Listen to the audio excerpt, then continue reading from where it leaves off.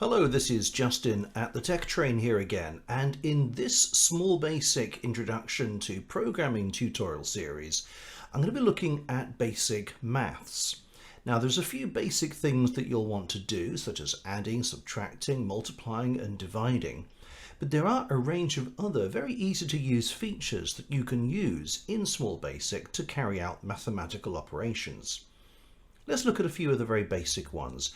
To begin with, I've just put a few lines of code here which change the text window background color to green.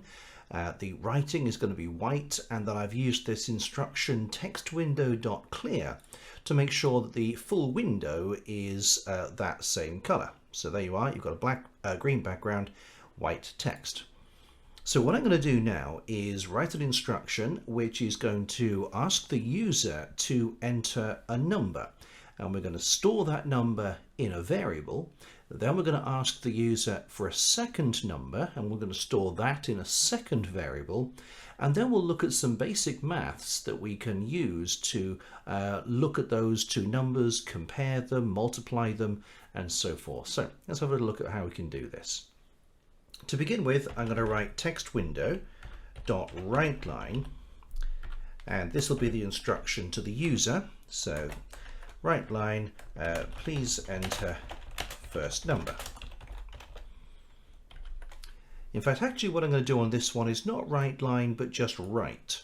writeLine, remember, will effectively put in a new line, press enter if you like, at the end of the line of text, so whatever happens next occurs on the line underneath it. If I just use textWindow.write, you'll see how this works slightly differently, and in this case whatever happens next, which will be the user typing a number, will actually appear at the end of this line of text being displayed by the computer. So we're going to try that just for a difference. So there we are, that string, please enter first number, is in speech marks, and then we're going to close those brackets, and on the next line we're going to create a variable which I'm going to call num1, and that's going to be whatever the user writes in the text window. So we're going to get the computer to read whatever is written by the user in the text window and store that in our variable num1. If any of this is a little confusing, you're not quite sure, this is the fourth tutorial video in the series. If you want to know a little bit more about variables, then the second video in this series covers that, and possibly might want to start at the beginning and work your way through all of them. But I'm not going to explain too much about that now, as those are covered in previous tutorials.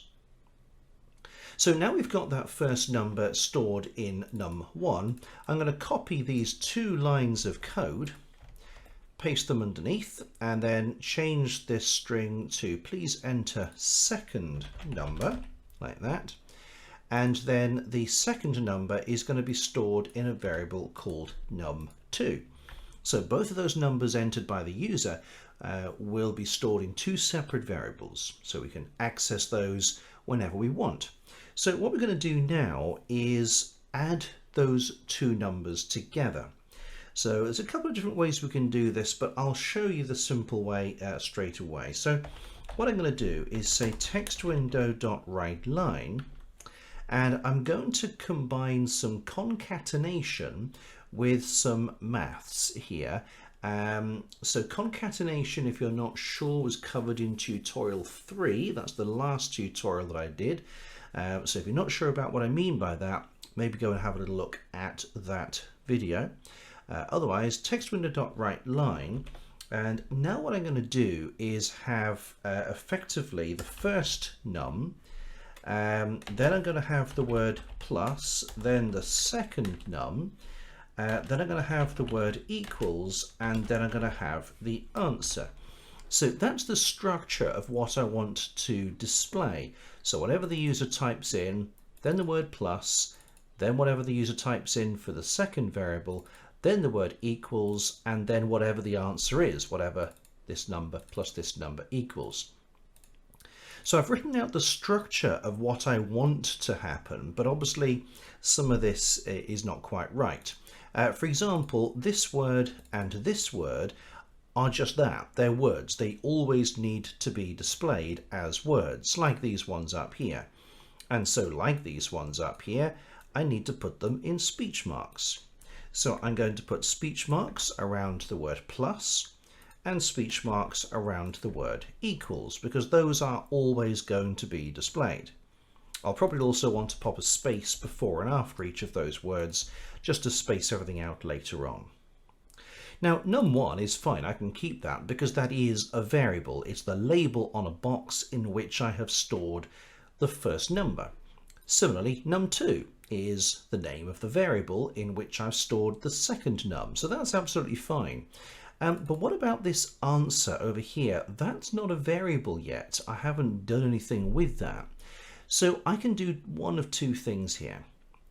What I can do is just before I create this line here, so if I just press enter there to insert a new line before this output, I can create that variable answer, and I can tell the computer what the answer is going to be, and in this case it's going to be num1 plus num2. So now that is a variable. You can see that's highlighted in yellow. It recognizes that as a variable, and that is going to contain whatever num1 plus num2 is. Now, of course, what I need to do now, I've got all these different bits of my sentence, and I need to connect them together. If you like, they're all separate puzzle pieces at the moment and need to be connected. And so the concatenation symbol that we use is a plus symbol. At least it is in Small Basic. In some of the programming languages, it's the ampersand symbol, but in Small Basic it's just simply the plus sign, like that. Now, this gives us something of a puzzle, because over here I've used the plus sign to mean exactly that, plus. We are doing maths, we are adding one number to another. But over here I'm using the plus sign not to add anything. I'm not adding this number to the word plus. That makes no sense. I'm connecting or concatenating instead two different words or strings. So how is this possible? Well, it's possible simply because Small Basic uses a little bit of intelligence. Small Basic says if either side of this plus symbol there are two numbers, so in this case we've got a number on this side and a number on that side of this plus symbol, Small Basic says, right, you got two numbers, I will add them together. However, if on either side of a plus symbol there is something other than a number, so a word, for example, as there is in this case, there's the word plus on the right hand side of this symbol, then Small Basic says, okay, well that makes no sense, I can't add that word to a number, so I will concatenate them, I will join them together instead. So you are using the same symbol for two different purposes. So I hope that makes sense. So this is addition and this is concatenation or joining. So there we are. If we now run this program, so please enter the first number, let's put a 5. Please enter the second number, let's put a 4. And then we've got the answer. 5 plus 4 equals 9. And we can see how we've concatenated or joined the variable, the word, the second variable, the word, and the third variable, which of course we created behind the scenes that would add those two together. So let's try something else now. Let's, instead of adding these two numbers, let's subtract the second number from the first number. We can do this by making two small changes. The first change is, of course, we need to replace this plus symbol now with a minus symbol. So the answer is now num1 subtract or take away num2. The second change we need to make, of course, will be the word num1 minus or subtract num2 equals the answer. So let's run this program now. Please enter the first number, let's have 14. Please enter the second number, 6. 14 minus 6 equals 8. There we are. And we can do this for the other two main operations. So multiply. Now multiply, if you're not quite sure, cannot use the X symbol, which you perhaps would normally use when you're writing out a multiplication.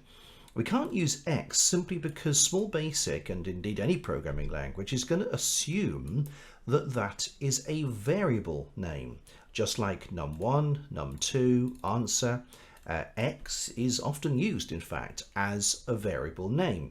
So we can't use that as a symbol as well.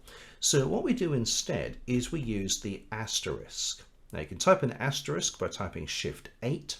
But what I would suggest you do is have a think about the number pad on the right hand side of your keyboard. The number pad on the right hand side of your keyboard is like a little calculator.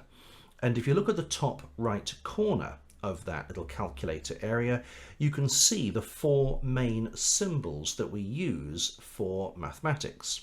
So your addition and subtraction is there, and the asterisk is also there. You don't have to press Shift to type it using that key. So let's do num1 times num2. So let's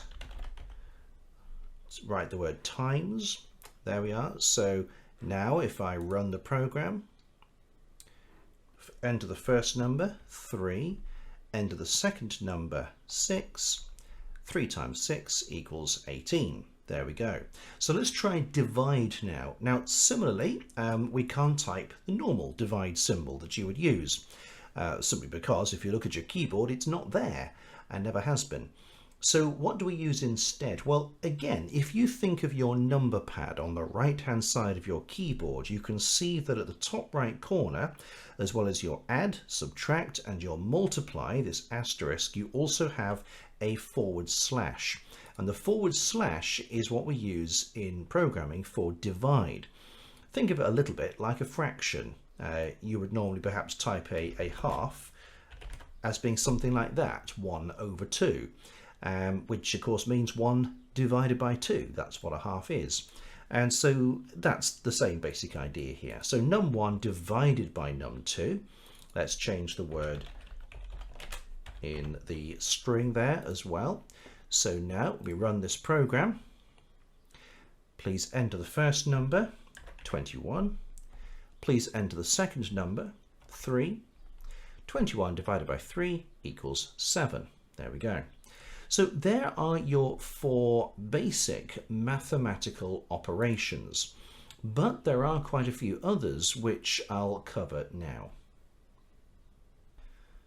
So here what I've done is just to remove some of the code. So now I'm not asking for a first number, I'm just asking for a number.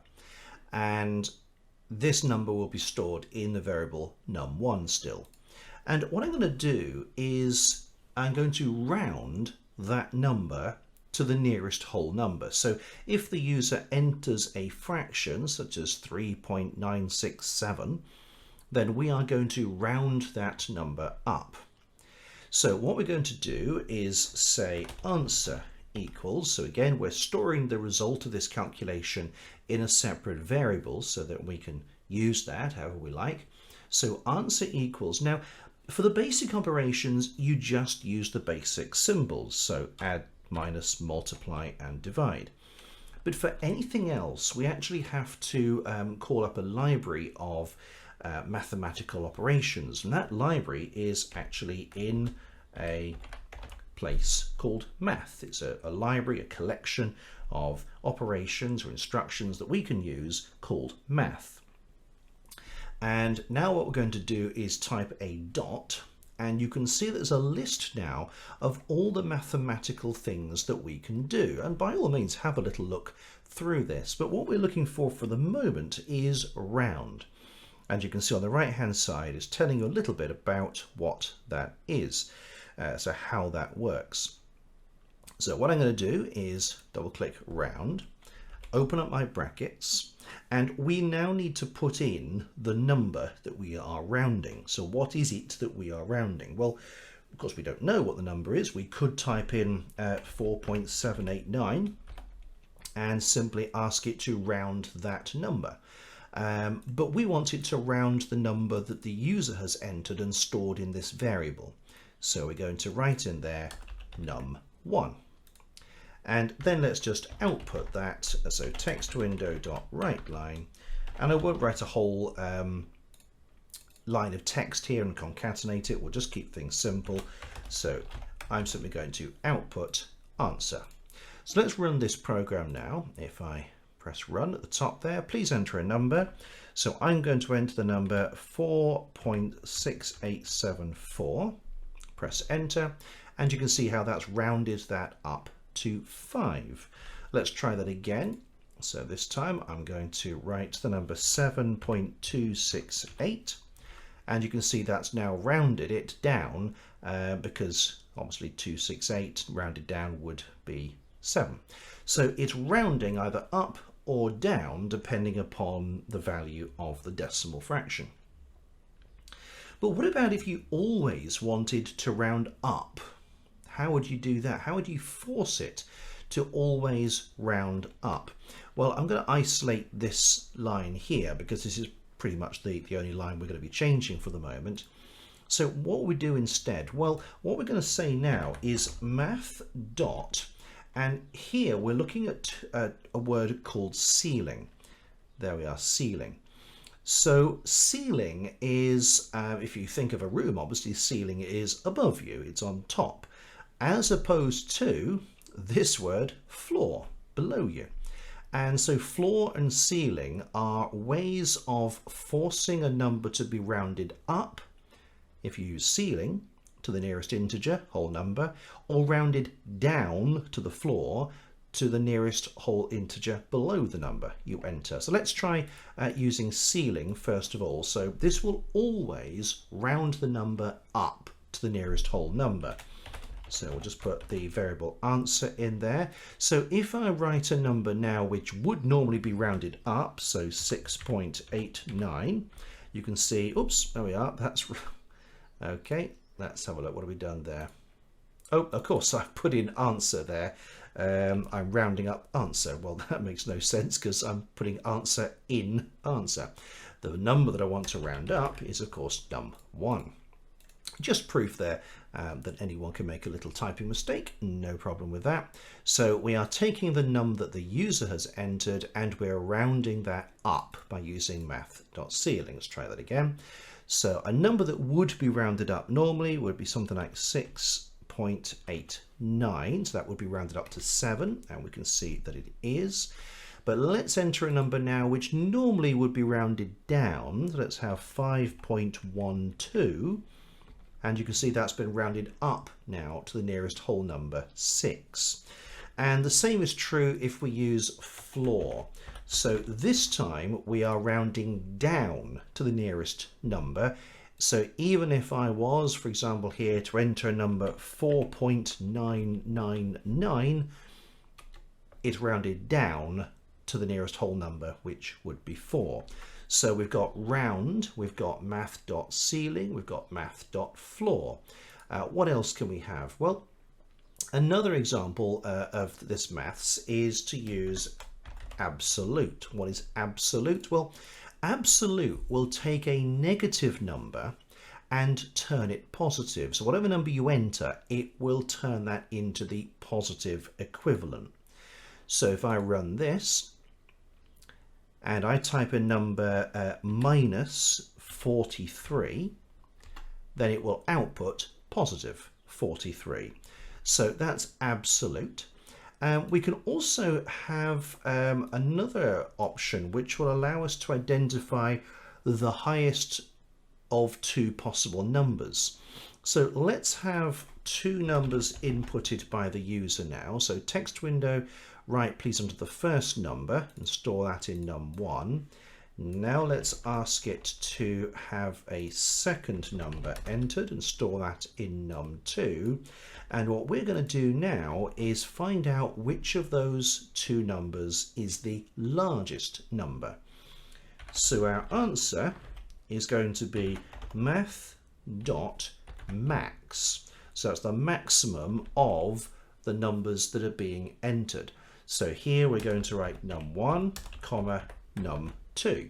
So what is the maximum or highest number out of num1 and num2? So let's run that one. And we can enter the first number. Let's have 12. Enter the second number, 35. And the largest number is, of course, 35. And that's what's outputted. And similarly, with max, we can change that to min. And min will now identify the lowest number from those two. So if we run this one, so please enter the first number, 45. Please enter the second number, 24. And 24 this time is the number that is outputted. And one final one for you now, and this will be to work out what the remainder is when you divide one number by the other. So we've already done a divide, but of course that was only when we knew that the first number could be divided exactly by the second number. We didn't worry then about any fraction or remainder. So how do we work out what the remainder is once we've done a division? Well, here we're going to write answer equals math.remainder, and then in brackets what we're going to put is the first number, the number that we are dividing, so that'll be num1, and then after the comma, the number that we are using to divide num1, so that would be num2. So if we run this program now, and please enter the first number, let's have 32. Please enter the second number, 6. So we can see that the remainder is 2. So once we divide 6 into 32, we know that it's not going to go exactly. The remainder is 2. That's what's left over. So there we are. We've got a few mathematical operations for you to try, and the best thing, as I've said before in previous videos, is to try this out now yourself. So what I'm going to do for you is to sort of blank the screen so you can't see my code, and I'm going to just put a few hints on the board, on the screen. So add, minus, multiply, and I can't type now, multiply and divide. And what you're going to try and do is to write some code which asks the user for a couple of numbers and then does all these things. If you need to rewind and have a look at the earlier part of this video to remind yourself, then obviously feel free to do that. Otherwise, in a second, what I suggest you do is pause this video and have a go at seeing if you can write the code that does all the things I've shown you. So we also looked at rounding numbers. We looked at rounding up or down using a couple of key words there. I won't remind you exactly what they are straight away, see if you can remember. We looked at making a positive number from a negative number. We also looked at finding the highest and lowest values from two given numbers, and we also looked at finding the remainder. So what I suggest you do is pause this video about now, have a look at this list, keep it on the screen, go through that list and see if you can now do all of those things that are on the screen right now without referring to my code earlier. If you need to go back and have a look at my code, then obviously that's fine. And if you make a mistake, that's absolutely fine. You saw me make one earlier on, that's perfectly acceptable, so don't worry about that at all. But have a go at this. If you feel fine with this one, then you'll be ready for the next video. And in the next video, I'm going to be looking at drawing some patterns and pictures using a small animal. Have a look at that one when you're ready. So thank you very much indeed for watching, and I'll see you in the next video.